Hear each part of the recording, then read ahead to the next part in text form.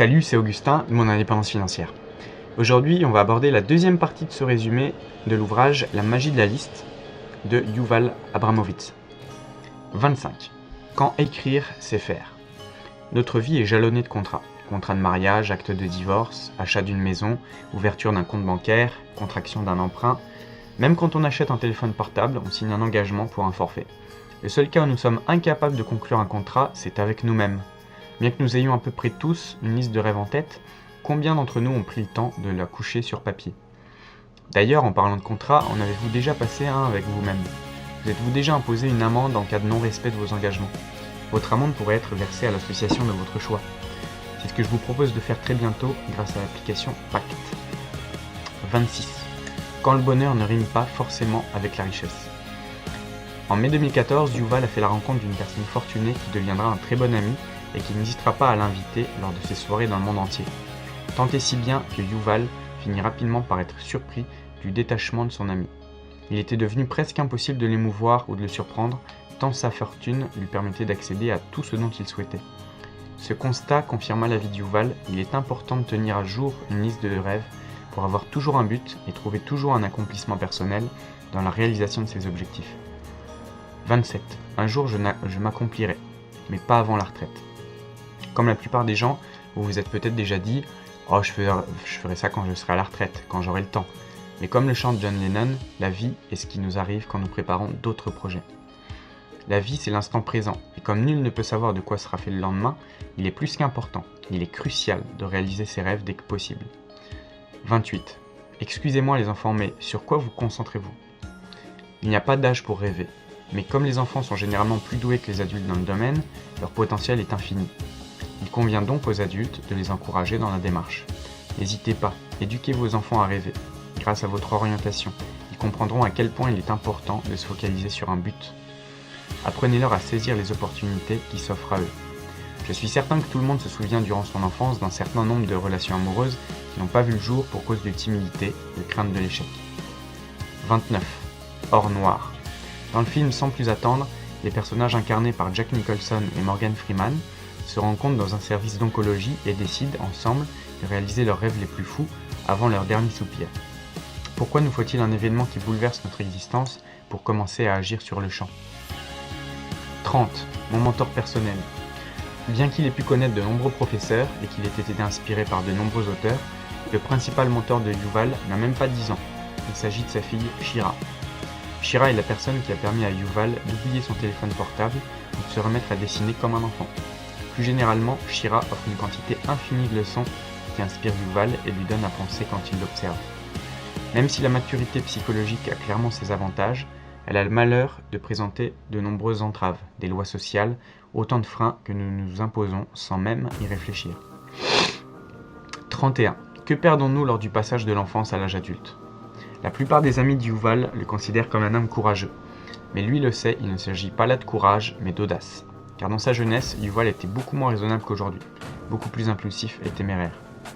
Au début de sa carrière, il n'a pas hésité à envoyer un mail salé à un patron qui était en retard sur le versement des salaires de ses collaborateurs, en prenant bien soin de mettre une centaine de ses collègues en copie. Plusieurs années plus tard, ce patron est devenu un personnage éminent des médias israéliens, et pourtant Yuval travaillera à nouveau pour lui. L'homme déclara même à Yuval « J'apprécie beaucoup les gens qui défendent leurs droits ». 32. Retrouver l'enfant en nous. Au cours des nombreuses conférences qu'il a pu tenir, Yuval demandait parfois à son audience de jouer à toutes sortes de jeux. Gonfler des ballons disposés d'avance sur leur siège, souffler des bulles de savon, jouer à la marelle avec mains ou pieds attachés, entamer la danse des canards. Le but était bien entendu de pousser son auditoire à rigoler, à tomber en 4 pattes. Bref, à revivre toutes ces expériences connues lors des jeux stupides pratiqués lors de l'enfance. 33. Quand l'audace épouse un message pertinent. Un célèbre homme d'affaires israélien a un jour raconté à Yuval l'audace dont il a été témoin alors qu'il déjeunait dans un fast-food avec sa famille. Une jeune fille s'est présentée auprès de l'homme d'affaires comme une agente de relations publiques débutante, précisant qu'elle était impressionnée par les activités de cet homme. Elle a conclu en lui demandant s'il n'avait pas de besoin en matière de relations publiques. L'homme n'a pas hésité à embaucher la jeune fille, impressionné par l'audace dont elle a fait preuve pour oser le déranger alors qu'il déjeunait avec sa famille. En effet, l'audace fédère les rêveurs entre eux, dès lors qu'ils se souviennent de l'enfant téméraire qu'ils furent jadis et qu'ils ont peut-être perdu en route. 34. Bruce Willis et moi.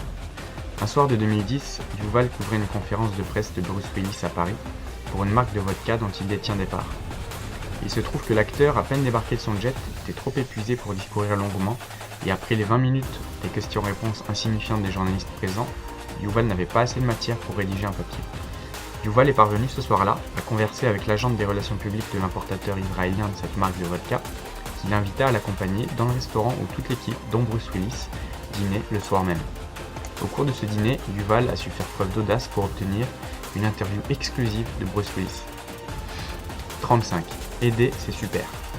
Une partie importante de notre éducation repose sur le principe qu'il faut savoir se débrouiller tout seul. On n'enseigne que rarement aux enfants à demander de l'aide quand ils en ont besoin. Mais pourquoi continuons-nous incessamment de nous comporter ainsi ? Yuval s'est obstiné à clamer ses rêves aux internautes, surmontant ainsi le réflexe conditionné de ne pas déranger autrui. Il a ainsi pu constater une chose dont il est convaincu. Presque tout le monde est disposé à nous aider, si tant est que nous lui fassions part de notre besoin et que nous soyons disponibles pour aider en retour. Partie 3. Mode d'emploi d'une liste pertinente. 36. Prêt pour votre liste ? En route. La liste n'est pas un gribouillis arbitraire sur une feuille de papier. Elle exige d'être profondément réfléchie, décantée et, surtout, précise. Vous vous rappelez, la liste est un contrat passé entre vous et vous-même. 37. Prêt ? On y va. Sur une page vierge, écrivez tous les rêves qui vous passent par la tête. Tâchez de rédiger une centaine de rêves, tâches, objectifs que vous souhaitez accomplir.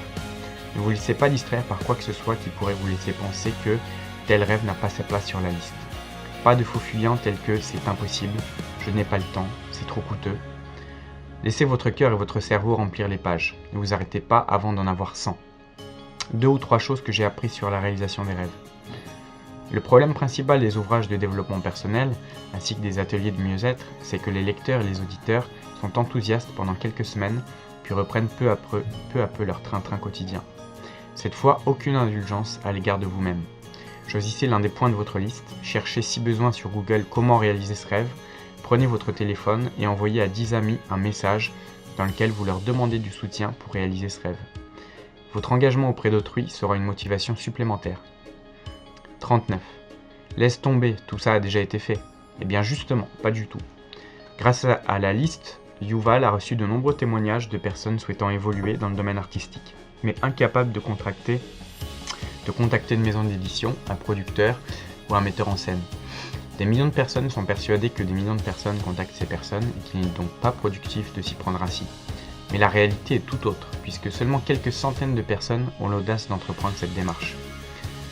Et un nombre conséquent de ceux qui réussissent fait partie de ces centaines. 40. Où me suis-je trompé dans la manière de réaliser mes rêves ? À en juger par tous les succès qu'évoque Yuval Abramovitz, on pourrait penser qu'il bénéficie d'une chance inouïe et qu'il n'est même pas envisageable de se comparer à sa réussite. Mais la réalité est que pour chaque succès de Yuval, il existe des centaines de tentatives infructueuses. Si Yuval atteint ses objectifs, ce n'est pas parce qu'il a plus de chance, c'est parce qu'il y consacre toute son énergie et parfois, cette énergie est dépensée à mauvais escient. Alors qu'il tentait de trouver un moyen d'interviewer enfin Oprah Winfrey, Yuval a essuyé un échec particulièrement embarrassant. Outre les lettres distribuées aux proches d'Oprah, Yuval a créé un vidéoclip dans lequel il s'adressait directement à son idole. Il concluait notamment sa vidéo par le texte « Yuval Abramovitz, Oprah Winfrey, l'histoire d'amour bientôt sur votre écran télé ». Cette tentative plus que maladroite lui a valu d'être la risée d'une rubrique à potins qui a alors titré « Yuval Abramovitz harcèle Hollywood ». Bien qu'embarrassant, cet épisode n'a jamais empêché Yuval de mener ses différents projets à bien. 41. Soyez audacieux et culottés, ni trop peu. Quand on demande de l'aide pour accomplir un objectif, il convient de le faire de la bonne manière, car nous n'aurons jamais une deuxième occasion de donner une première impression. Il est donc important d'argumenter au mieux, d'être précis et de ne pas avoir peur de parler de ce qui nous motive à réaliser ce rêve. Le cas échéant, nous pouvons également souligner l'intérêt qu'aura notre interlocuteur à nous aider. 42. De l'importance de gérer son temps et de s'exprimer avec précision. En cette époque où nous disposons de moins en moins de temps libre, il est légitime de souhaiter le passer à s'épanouir pleinement. Disposer d'une liste de rêves à accomplir peut rapidement s'avérer chronophage, soit parce que vous avez énormément de rêves à poursuivre, soit parce que mal formulés, ils vous prendront plus de temps que prévu à réaliser.